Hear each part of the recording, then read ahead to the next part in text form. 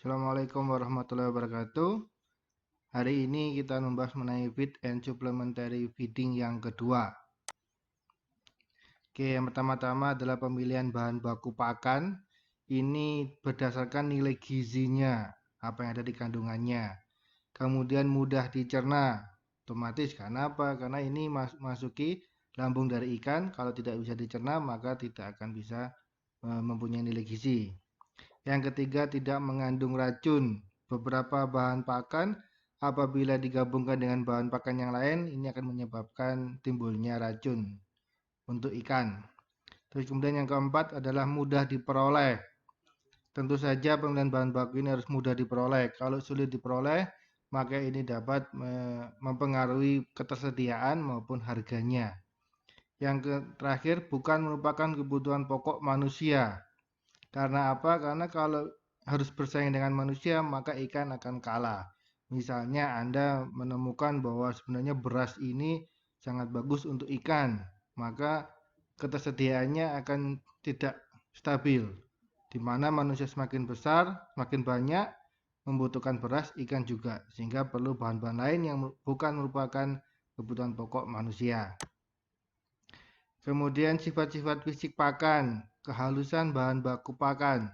Semakin halus, bahan pakan akan semakin bagus. Kemudian homogenitas bahan baku yang tinggi, jenis partikel dan warna yang sama.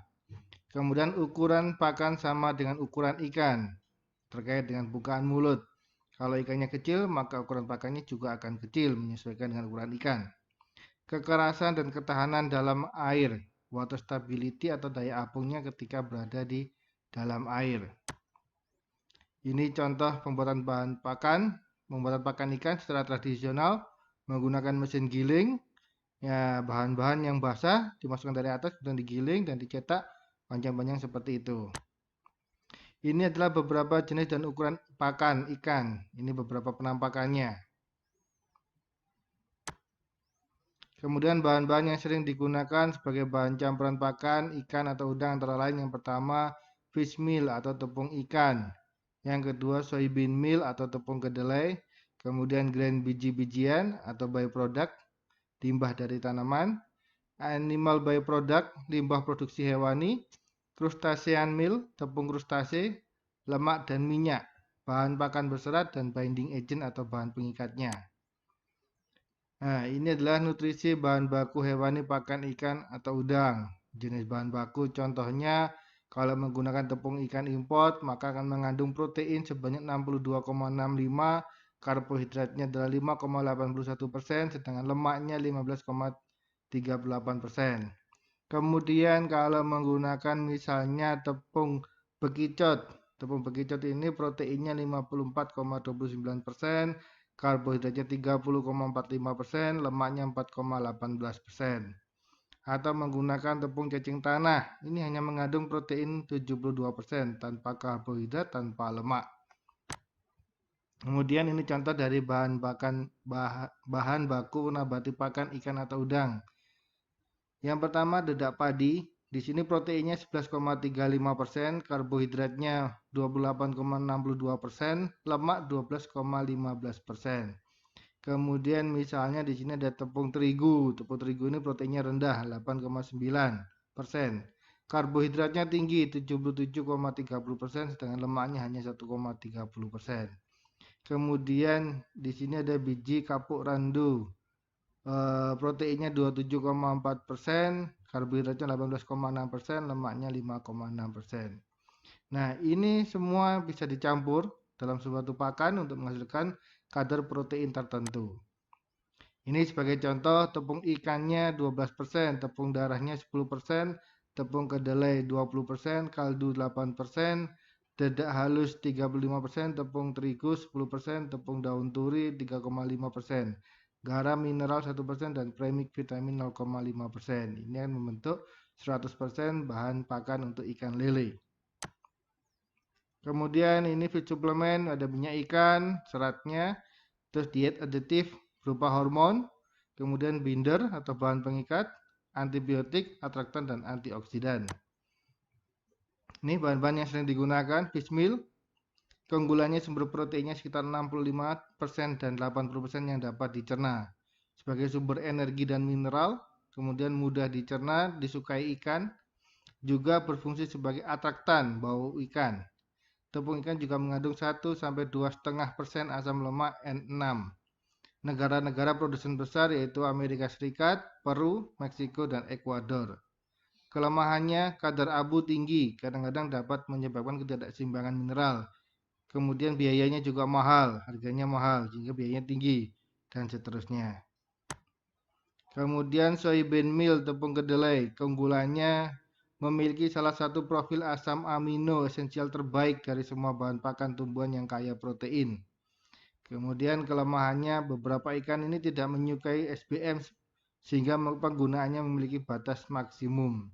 Jadi kalau semakin banyak SBM yang digunakan walaupun proteinnya bagus, tapi ikan tidak suka. Ini contoh kandungan-kandungan yang ada di soybean, peanut, sama cottonseed dan fish meal. Biji-bijian atau byproduct.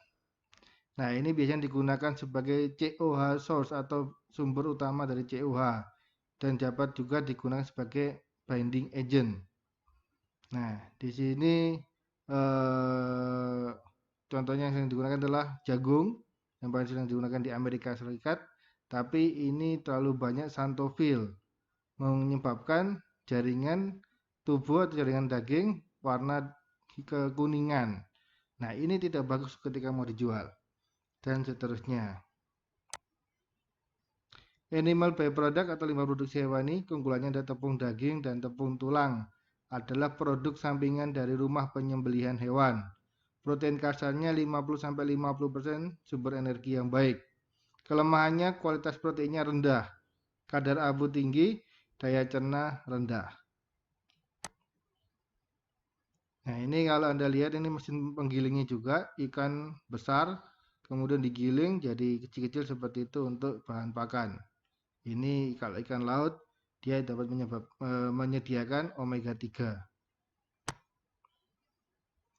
Tepung krustase. Nah, ini merupakan bahan pakan yang baik dengan kepala udang sebagai bahan utama. Hanya saja Carapastosel ini mempunyai daya cernanya rendah. Merupakan asam lemak N3 kolesterol dan astaxanthin, sangat cocok dan highly palatable. Lemak dan minyak digunakan sebagai sumber energi, menyediakan asam lemak esensial, atraktan, dan melapisi pelet untuk mengurangi abrasi terkena air, sehingga ini menyebabkan ketahanan ini bisa lebih lama di dalam air. Bahan pakan berserat, kebanyakan hewan monografik hingga ikan tidak dapat mencerna bahan pakan berserat dengan baik. Kandungan serat dalam pakan maksimal 3-5%. Penambahan serat tidak akan memberikan keuntungan. Ini contohnya adalah sumbernya adalah dedak. Kemudian binding agent yang diperlukan pada pakan pelet. Semua bahan digelatinasi pada suhu tinggi sehingga saling mengikat atau menempel satu sama lain. Tabel 54. Kemudian pati digunakan lebih dari 10% dalam formulasi pakan namun akan menghidrasi dan memperbesar ukuran pelet. Chemical binder atau menggunakan yang kimiawi, Basfin, ini sangat bagus sebagai binding tapi mengandung racun. Nah, ini contohnya tadi tabel 54. Non nutrien diet komponen. Fakta dasar selain nutrisi penting, pakan juga berisi bahan-bahan organik dan anorganik yang memiliki berbagai efek pada spesies akuatik. Baik itu efeknya menguntungkan, merugikan, atau efeknya dapat diabaikan. Bahan-bahan tersebut dapat mempengaruhi pertumbuhan kesehatan atau produk olahan. Tersedia secara alami, sengaja atau tidak sengaja ditambahkan, serta dapat diproduksi melalui pertumbuhan mikroba. Contohnya pertama minyak ikan. Kelebihannya minyak ikan laut mengandung 20-25% PUFA. Kelemahannya autooksidasi PUFA menghasilkan pembentukan radikal bebas dan senyawa peroksida dan seterusnya. Hormon, kontrol hormonal yang digunakan untuk budidaya monoseks. Tujuannya mengurangi reproduksi dan meningkatkan pertumbuhan. Contohnya adalah steroid androgenik, etil testosteron, pada ikan nila akan menyebabkan efeknya ikan nila jantan 90%. Efek ini tidak sama untuk jenis ikan lain. 17 alfa methyltestosteron juga meningkatkan pertumbuhan dan kelangsungan hidup pada ikan salmonid. Androgenik lebih baik daripada estrogenik, digunakan sebagai implan pada sapi. Kemudian bahan pengikat, pakan pelet yang dikukus terutama untuk udang mengandung pengikat. Ini digunakan untuk meningkatkan stabilitas air, mengurangi daya larut dan gizi yang hilang. Jadi ketika pakan itu memasuki air, maka ini akan menyerap air. Nah, ini binder ini bertujuan untuk mempertahankan supaya tetap utuh. Antibiotik. Beberapa pakan dapat diformulasi dengan penambahan antibiotik untuk perawatan vibrio dan infeksi bakteri lain. 3 antibiotik yang disetujui oleh Amerika adalah sulfadimectosin, sulfameracin, dan terimisin. Atraktan adalah bahan yang ditambahkan dalam pakan untuk stimulan atau perangsang nafsu makan ikan ataupun udang. Ini hemat biaya karena udang atau ikan memakan pakan yang tidak menarik atau dikonsumsi. Antioksidan. Oksidasi lipid dalam pakan atau bahan pakan dapat menyebabkan penurunan nilai gizi, terutama beberapa jenis lemak tertentu dan vitamin. Hal ini juga dapat menyebabkan produksi radikal bebas dan peroksida yang beracun. Potensi untuk pembentukan senyawa-senyawa beracun dikurangi dengan senyawa sintetis seperti BHA, BHT, dan senyawa alam vitamin E. Baik, itu yang bisa saya sampaikan untuk hari ini. Saya akhiri. Wassalamualaikum warahmatullahi wabarakatuh.